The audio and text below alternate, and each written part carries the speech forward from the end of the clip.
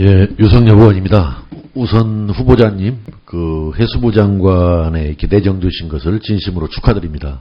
감사합니다. 예. 오늘 이렇게 청문회를 쭉 진행을 했는데요. 재산관리, 납세, 병역 등 그런 신상에 걸쳐서 깨끗하다, 문제가 없다라는 것이 현재까지 우리 의원들의 질의답변 과정을 통해서 확인이 된 것 같습니다. 감사합니다. 본래 이 청문회라는 것은 그 정책도 매우 중요합니다만은 그 사람이 살아온 과정에서의 불법성은 없는 것인지 또 어떻든 도덕성에 있어서는 문제가 없는 것인지를 확인하는 것이 청문회입니다. 그래서 신상에 관한 질문이 안 나왔다고 해서 꼭 격조 높은 청문회는 아닌 것이고, 다만 장관님 후보자께서 이렇게 잘 살아오셨기 때문에 그런 문제가 안 나오는 것이지, 사실은 신상 문제를 많이 하는 것이 청문회 본래 취지에는 맞는 거죠. 그렇게 생각 안 하십니까? 제가 많이 부족합니다만은 아직도 더 몸가짐을 바르게 해야 되겠다는 생각을 합니다. 아니, 그런 말씀이 아니고요. 아주 뭐 깨끗하고 완벽합니다. 그런데 지금 문제는 지금 해양수산부가 재출범한 이후에 전임 장관님들, 윤진숙 장관, 이주영 장관, 지금 현재 이제 곧 임기가 끝나실 우리 유기준 장관, 세 분 모두 10개월을 채우지 못했어요. 물론 이런저런 우여곡절은 있었습니다만은. 그래서 지금 어떤 박근혜 정부 이후에 재출범된 해양수산부가 제대로 의욕을 갖고 일하지 못하고 있다라는 그런 세간의 비판, 이런 부분을 받고 있거든요. 그래서 우리 장관님께서는 어떻게 앞으로 해수부를 이끌어갈 계획입니까? 일단 지난 장관님 말씀을 하셨기 때문에 말씀드리면, 참으로 어려운 그 일련의 해양 사고 속에서 국민의 신뢰를 그래도 공직자로서 이렇게 다지는 데 좀 기여해 주신 장관님들께 감사드리고, 또 그 어려운 중에도 저희 지금 현직 장관님께서도 15개 목표를 중심으로 해서 우리 직원들이 가시적인 성과를 내기 위해서 모두가 에너지를 집결하는 그러한 역할을 충분히 해주셔서 우리 IMO 사무총장 당선이나 IUU 예비협력국 지정 등을 이렇게 해소하는 데에 큰 기여를 하셨다고 생각을 합니다. 저는 아무튼 우리 부에서 온전히 이렇게 커나온 공직자로서 이제 국민 앞에 부끄럽지 않게 새로운 해양수산 비전을 다시 세우고, 우리 많은 소통을 통해서 우리 해양수산 전 가족들, 전 국민들에게 신뢰와 지지를 받는, 사랑을 받는 그런 조직으로 다시 태어날 수 있도록 모든 정책들을 원점에서 다시 점검을 해보도록 하겠습니다. 예, 기대를 해보겠습니다. 어떻든 더 소신과 원칙을 견지해서 주변 분들 너무 혹시라도 그 눈치 보는데 이렇게 급급하지 않고 소신껏 또 박력 있게 그 여러 가지 현안 과제들을 추진을 해야 된다, 이렇게 생각합니다. 그런 관점에서 우리 세월호 그 활동 기간 문제에 대해서 좀 질문을 드리고 소신 있는 답변을 부탁을 드리겠습니다. 세월호 특별법이 시행한 날짜는 1월 1일입니다. 네. 또 3월 5일 날 그 위원들을 위촉을 했습니다. 또 3월 9일 날 위원장과 부위원장을 선출을 했습니다. 5월 11일 날, 그러니까 특별법이 시행되고 나서 4개월이 흐른 시점에서야 시행령이 시행이 되었습니다. 또 6월 4일 날 운영규칙이 시행되었습니다. 또 ABB 신청은 5월 11일 날, 5월 11일 날이 아니고 5월 18일 날 기재부에 ABB 신청을 했는데 8월 4일에 와서서 ABB가 국무회의에서 의결이 됐습니다. 이 과정을 보면은 저는 정부 여당이 이 세월호 참사에 대한 특별조사에 대해서 어떻게든 방해를 해야 되겠다, 이런 것이 역력히 지금 읽히고 있거든요. 거기에 대해서는 어떻게 생각합니까?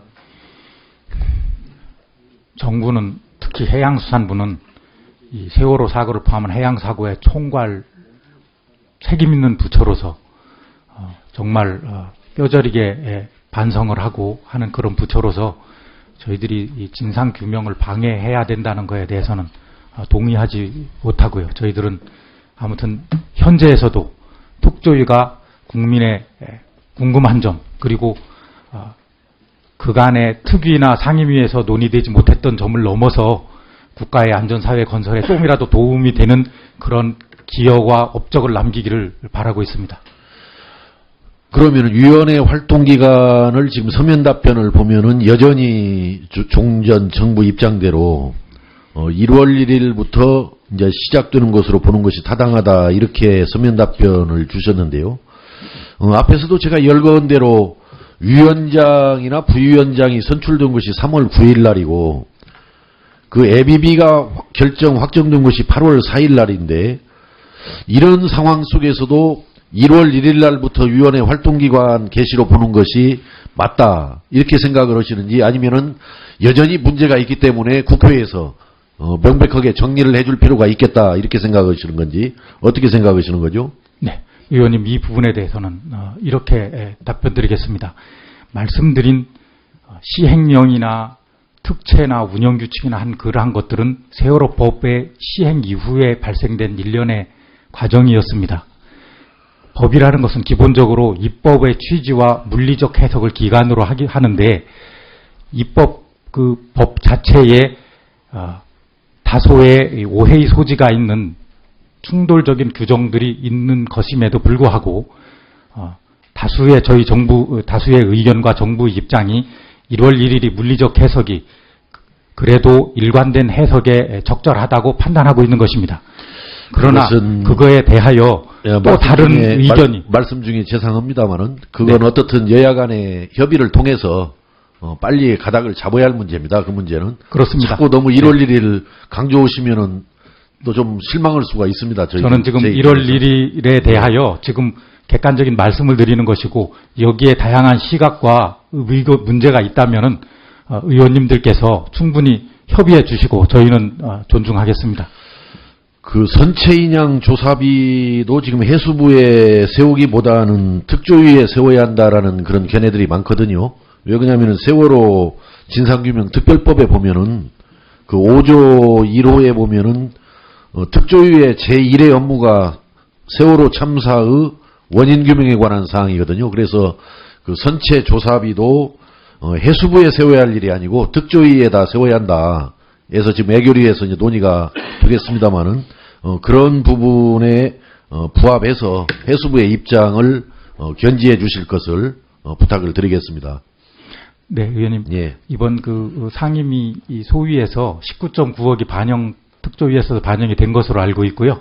아마도 선체 인양 이후에 각종 그 화물을 제거하고 방역을 하고 조사를 하고 수습을 하는 그 과정이 일련의 과정이 합치되어서 동시에 이루어질 것으로 생각이 되어서 예. 합리적인 선에서 이렇게 배정이 되었으면 좋겠습니다. 예. 그리고 그 무역이득 공유제 FTA 관련해서요. 그 답변을 보니까 그동안 정부에서 답변했던 것하고 거의 같게 답변을 해놓으셨던데 좀 개인적인 소신을 좀 더 밝혔더라면 좋았을 것인데요. 제가 답변할 수 있는 기회가 별로 없었습니다. 아니, 그동안 정부에서들 뭐 산자부라든지 기재부라든지 농림부라든지 이런 데서 답변은 수준과 거의 대동소이한데 앞으로 그 무역이득 공유제에 대해서는 그 자체로서 만약에 뭔가 여러 가지 어려움이 있다라면은 그 대안을 발굴하는데도 보다 좀 노력을 해 주셔야 합니다. 그냥 말씀만 취지에는 공감하는데 이러이런 어려움이 있어서 안 된다라고만 하지 마시고 그런 어려움이 있다라면은 대안으로 어떠한 제도가 있겠다. 이런 부분을 피해 산업의 주무장관이기도 하시고 또 국무위원이기도 하시기 때문에 그 대안을 좀 발굴하는데 적극성을 좀 보여주셔야 한다 이렇게 생각합니다. 위원님, 그 부분에 대해서는 두 가지 방향이 있는데요.